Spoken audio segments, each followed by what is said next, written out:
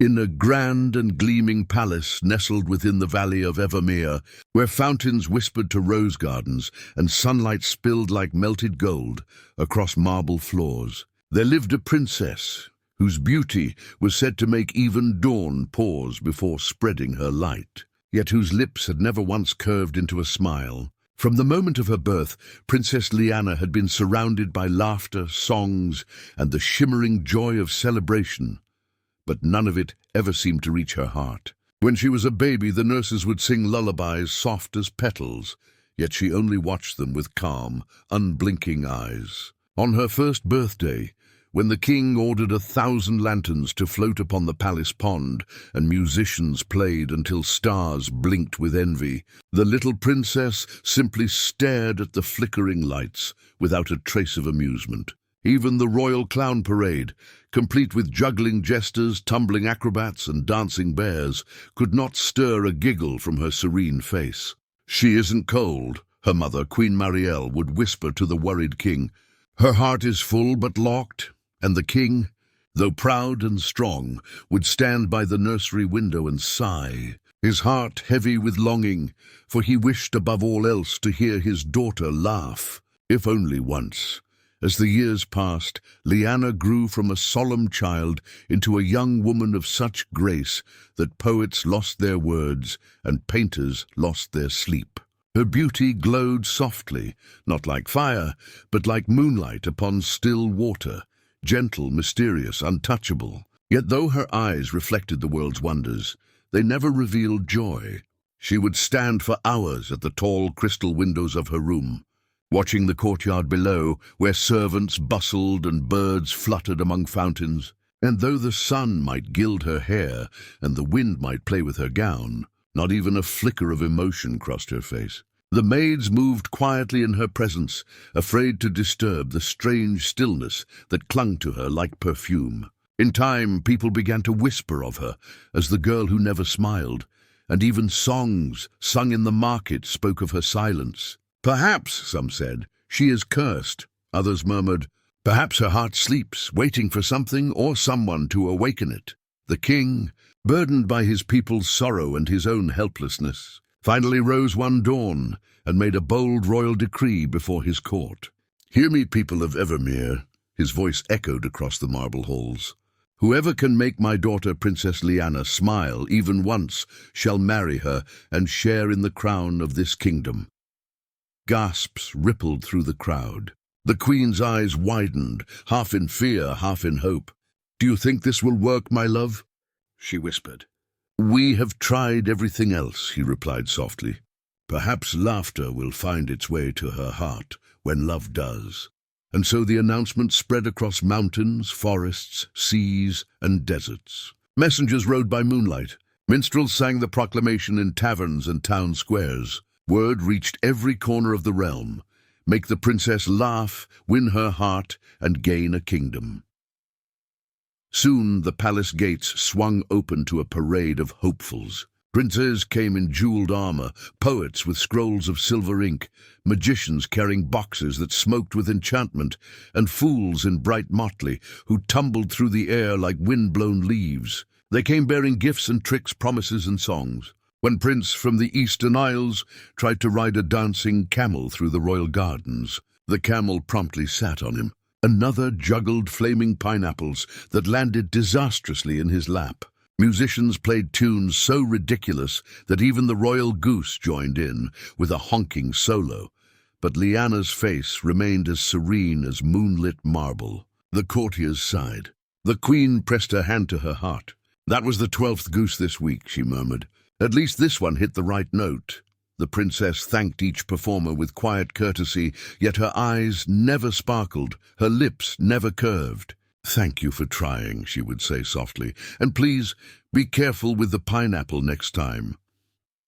Day after day the hopeful line stretched and failed, and in the quiet after each attempt, Liana would retreat to her chamber, where her maid and dearest companion, Nia, would gently brush her hair. "Why do they try so hard, Nia?" the princess asked one evening, her gaze fixed upon the sunset. "Every week it's a new parade of fools. faces painted with borrowed smiles. They dance, they sing, they pretend to be something they are not, all for a crown that means nothing to me. Naya paused, meeting her mistress's reflection in the mirror. Perhaps they try because they believe your smile is worth it, she said softly. Perhaps your laughter is waiting for the right moment or the right person. Liana's eyes dimmed like fading stars. If such a person exists, she whispered. I haven't met him yet. And so another quiet morning dawned in the palace of the princess who never smiled, where fountains whispered and courtiers spoke in hushed tones, afraid to break the spell of silence that lingered in every corridor, far from the palace, beyond fields of wheat and the laughter of villages. There lived a young man named Milo, a simple boy with hands dusted in flour and a heart light as morning mist. He swept the floors of a small bakery, sang to the loaves as they baked, and had a curious habit of talking to animals as though they were his oldest friends. His chicken, a feisty creature named Sprinkles, often stole his lunch. No, Sprinkles, Milo would sigh. That's my sandwich. The chicken would cluck triumphantly, and the villagers passing by would chuckle. Milo and his kingdom of crumbs, they joked. But Milo only grinned, brushing flour from his nose. His world was small but full of warmth. Children liked him, dogs followed him, and even the grumpiest baker in town couldn't stay angry when Milo tripped over his broom and apologized with such disarming sincerity. One day, while sweeping near the bakery window, Milo overheard two travelers talking. The Princess of Evermere never smiles, said one. The king has promised her hand and the crown to anyone who can make her laugh, the other scoffed. A hopeless task. Every performer in the realm has failed. Milo frowned, gazing at the distant silhouette of the palace towers against the horizon. She's never smiled, he murmured. Not even once? That's sad. The travelers shrugged and went on their way, but something in Milo's heart stirred. Maybe she doesn't need jokes, he whispered to Sprinkles. Maybe she just needs someone who's real. The chicken tilted her head as if in agreement. All right then, Milo said, picking up his broom and a handful of his most peculiar belongings. An old squeaky toy, a cracked teapot, a wooden flute, and a goat wearing a flower crown. We're off to the castle, I guess. At the palace gates, the guards stared in disbelief. Before them stood a boy covered in flour, dragging a cart full of mismatched odds and ends, followed by a goat and a chicken. You are here to entertain the princess? One knight asked, trying not to laugh. I suppose I am, Milo said cheerfully, unless you'd prefer your floors swept first. The guards exchanged bewildered glances, but word of the king's decree was law, so they let him in. When he entered the grand hall, courtiers whispered behind jeweled fans. The queen raised an eyebrow. The king looked uncertain. What is happening? He muttered. Is that a goat with a flower crown? For the first time in years, Princess Liana blinked with curiosity. Milo's performance, or rather his string of disasters, began before he even opened his mouth. He tried to fix his squeaky toy, but it exploded glitter into his face. He offered a slice of cake to his broom instead of his chicken. When he bowed to the royal family, he bent so far that his pants tore down the seam. The hall erupted in gasps. Liana's lips twitched just slightly, like a ripple across still water. He doesn't seem to know what he's doing, whispered the queen. But he's not pretending either, Nia murmured, her eyes hopeful.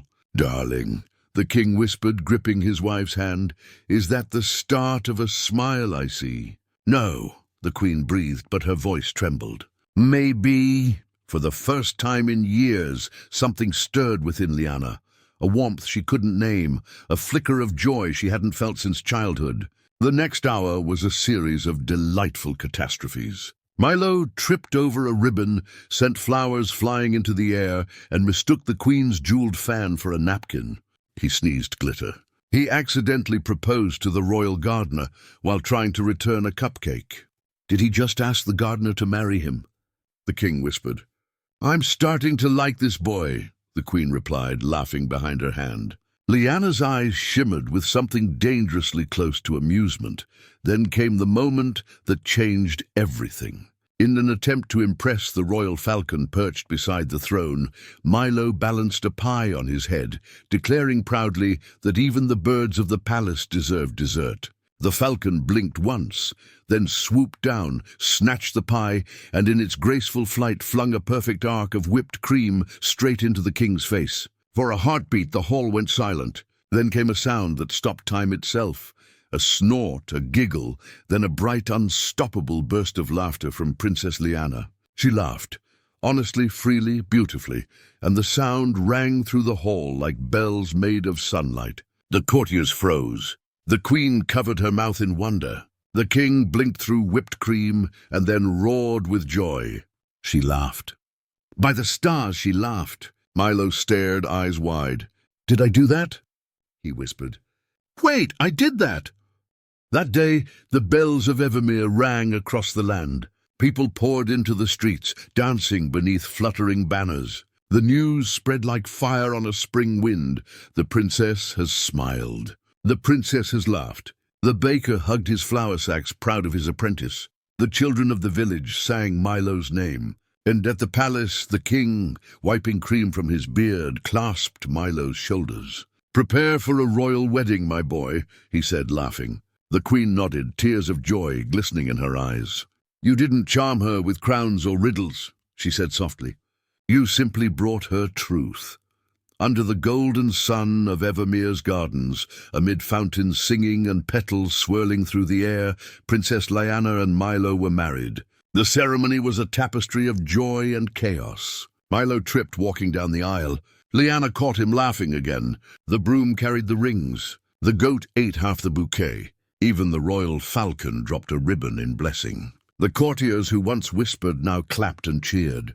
"I've never seen her glow like this," the queen murmured. "She found her joy in a boy who makes no sense." And as the vows were spoken, Liana's eyes shone like dawn breaking over quiet water. "I promise," Milo said, his voice trembling, "to make you laugh, or at least fall over trying." Liana's laughter rippled through the air once more, bright and pure. "That's all I ever needed," she said. From that day forward, the palace of Evermere was never silent again.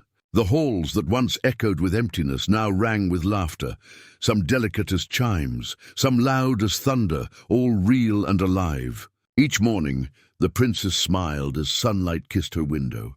Each afternoon, Milo spilled tea, tripped over carpets, and invented new ways to cause harmless chaos. Even the goat became an honorary knight, proudly wearing a silver bell and flower crown. The people adored their queen and her clumsy, kind-hearted husband. For though Milo stumbled often, his heart never faltered, and though Liana had once forgotten how to smile, she now never stopped.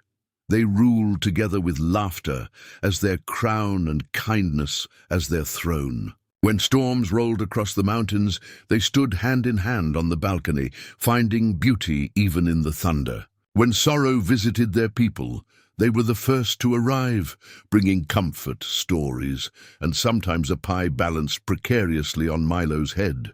Children grew up hearing tales of how the girl who never smiled found her joy, not in perfection, but in the honest, stumbling, glitter-covered heart of a boy who dared to be himself. And so, years later, when their story was told beside hearths and in classrooms, in songs and in dreams, people would smile and whisper, "Sometimes the brightest light comes from the clumsiest heart. Sometimes the truest love begins with laughter." And in the heart of Evermere, beneath its ever-blooming gardens and marble towers, where fountains danced beneath moonlight, the echoes of laughter never ceased. For Princess Liana, the girl who never smiled, laughed every day of her life, surrounded by love, by kindness, and by the beautiful messiness of being human. And though kingdoms rise and fade, her laughter lingers still, like bells in the wind, a reminder that joy, once found, can light the world forever.